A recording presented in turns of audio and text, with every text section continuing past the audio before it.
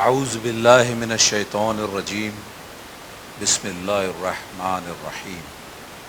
I seek refuge with Allah from Satan, the stone, with the name of Allah, most gracious, the merciful.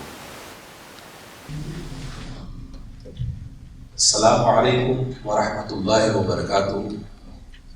Brothers and sisters, welcome.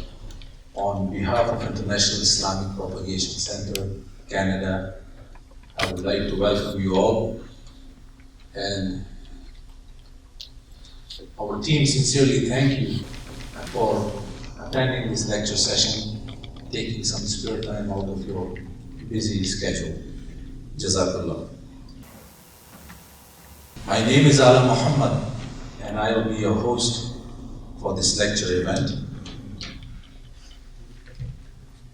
IFBC Canada and the team sincerely thank Allah that He has made our dream come true, that we were officially able to invite our Honorable Speaker, Brother Muhammad Shaikh, to come to Canada and provide spiritual guidance and share the message of Allah with us.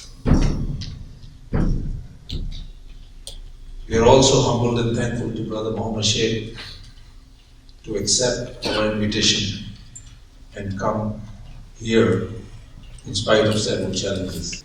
Today's topic is what Al-Quran says about Akhlaq, morality, which will be shortly delivered by Brother Muhammad Shaikh. The booklet, you should all have this booklet with you. And in the lecture which Brother Muhammad Shaikh is going to be delivered, the sequence of the ayats, the lecture delivered by Brother Muhammad Shaikh, the ayats will be recited, and the sequence, if you follow the sequence, it will be easy for you to follow the lecture and understand it. And at the end of the lecture, inshallah, question and answer session will be held, and you are more than welcome to ask questions pertaining to the topic of what Al-Quran says about Akhlaq, morality. Those brothers who have any other questions pertaining to a different subject, please be patient. Once this topic and this lecture is completed, you're more than welcome to ask question or discuss with Brother Muhammad Shaikh. Without taking any further time, I would like to invite Brother Muhammad Shaikh to come up to the mic and tell us what Al-Quran says about Akhlaq, morality. Brother Muhammad Shaikh.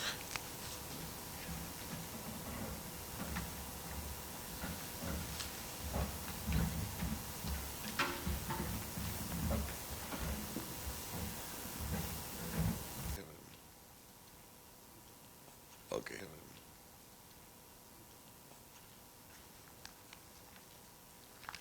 Assalamu alaikum wa rahmatullahi wa barakatuh. Peace and blessings of Allah to all of you, ladies and gentlemen, welcome. A'udhu billahi minash shaitanir rajim. I seek refuge with Allah from shaitan, the stone. Bismillahir Rahmanir Rahim.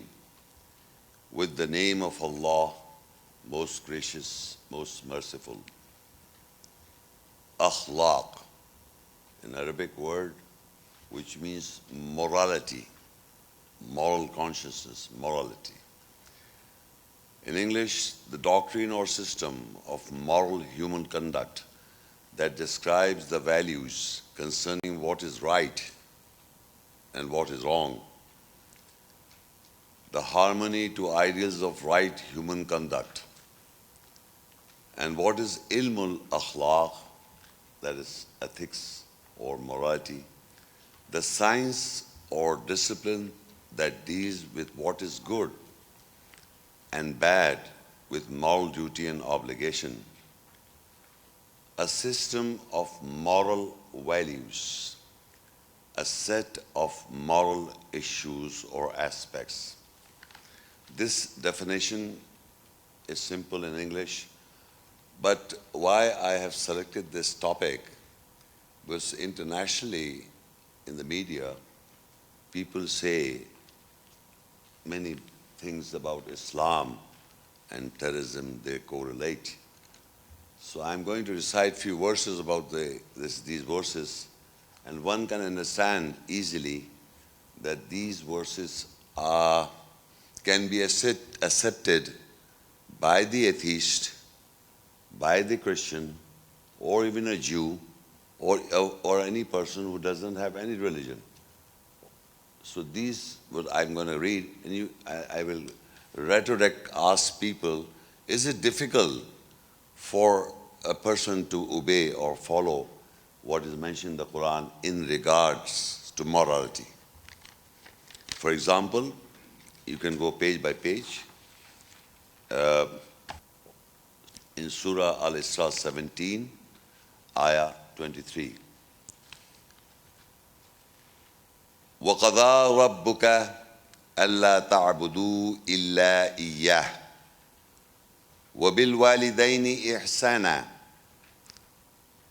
إِمَّا يَبْلُغَنَّ عِندَكَ الْكِبَرَ أَحَدُهُمَا أَوْ كِلَاهُمَا فَلَا تَقُل لَّهُمَا أُفٍّ وَلَا تَنْهَرْهُمَا وَقُل لَّهُمَا قَوْلًا كَرِيمًا. And your Lord has accomplished that do not serve anyone except Him, that is Allah, and be good with your parents. When any one of them attain an old age in your presence, so do not say to both of them a word of contempt, dishonor, and do not repel both of them, and say an honorable saying to both of them. Now, in this ayah, there is a relationship between the children with the parents. And it mentions that the children should be good to the parents. Will any religion or any norm would disagree? No, they should be bad to the children. If anyone says, yes, we should be good to the children, he is following this verse. Whether it's a Jew, whether it's a Christian, whether it's an atheist. If he's good to the parents, as the Quran says that he should be good to the parents. And when the parents reach an old age, so they should be respectful and honorable, and do not say oof or disregard or a word of contempt. You cannot say. So for the children, this is an education that how they should behave with the parents. And if they are not behaving with the parents like this, the parents get hurt and the children get hurt. Both of them. Because if they are not following this verse. So it doesn't has to be being a Muslim or submitted to the ayahs or from the Quran. It's natural. The parents give birth, the mother gives birth to the children, and the father takes care of his finances and education.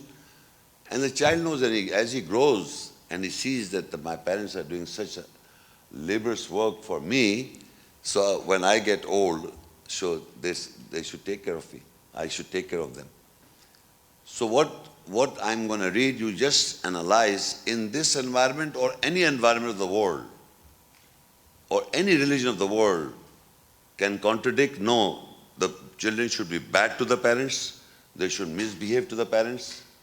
If you are agreeing to this verse, that means you are accepting that the Quran, Allah has what laid down in the ayahs is true. And we should follow it. And we should just be a part of it. And you will feel relaxed. The goodness that you do with your parents, it comes back to your happiness. Because as the parents do to you when you were young, so same thing as when they grow old, you do the same. So this verse you can analyze, the children's behavior should be like this. And I think every religion or even a non-acceptive Christian or Jew or atheist would agree. Now further in the Surah it starts 17, 24, 27. وَاخْفِضْ لَهُمَا جَنَاحَ الذُّلِّ مِنَ الرَّحْمَةِ وَقُلْ رَبِّ ارْحَمْهُمَا كَمَا رَبَّيَانِي صَغِيرًا إِنَّ الْمُبَذِّرِينَ كَانُوا إِخْوَانَ الشَّيَاطِينِ وَكَانَ الشَّيْطَانُ لِرَبِّهِ كَفُورًا. And from the mercy, lower the wings in humility for both of them, and say, O my Lord, be merciful on both of them, as they both nourished me when I was little. Surely the spendthrifts are the brothers of Satan's, and the Satan is the rejecter for his Lord. Now in these two verses, one is again relating to the children and their relation to their parents. Sometimes, and most of the time, the parents want their children to go ahead of what they are, their position, financially, morally, ethically, anyway.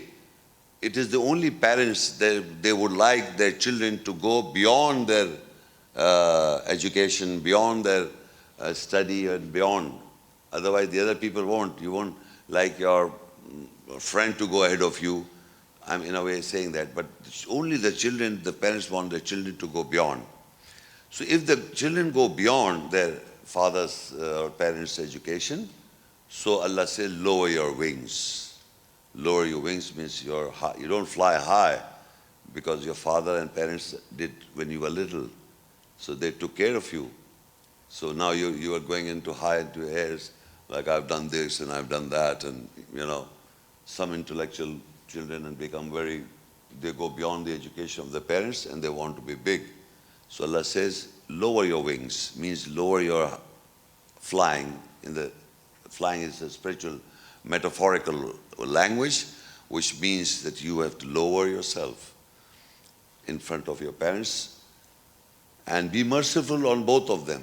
And they both nourished me when I was little. You have to pray to God. The children should hear very carefully in these verses is a message for them, because the more they get educated, they start thinking their parents are Stone Age people, from the Stone Age. We are in the modern age, and we are, know a lot, and these guys are old people coming from India, Pakistan. So they should know this, they have to. They don't recognize they are a part of them. The education of science or technology doesn't change you, or the environment doesn't change you. You are basically eating the same thing, whether you live any part of the world. Eating, drinking, food, everything is the same. Clothing according to temperatures. But the machineries or computers or aeroplanes and other things which is changing doesn't change your basic traits of relationships. And a further verse is related to the spendthrifts, those who spend money wastefully on themselves and on the children also, because of their desires. The children desires that I want this and I want this, and the parent has got the love and affection for the children. So to satisfy the children, they spend money. Oh, the children want this, give him this. And they are struggling. But just to please the children, they keep on making them happy. And what they do in return? Stone Age dad. He talks too much, he must die now. So what I'm saying is, spendthrifts on the children or otherwise as well, you should know how to spend money in the way of Allah, and some money you should preserve for rainy season as well, as mentioned in the Quran. So don't waste money. This is also a verse. So now what I'm reading, just think, any Jew or a Christian or a non-Muslim would like to disagree, so I would, in the question answer, or for any person who knows somebody, I would like to talk to him, that these are not good moral ethics.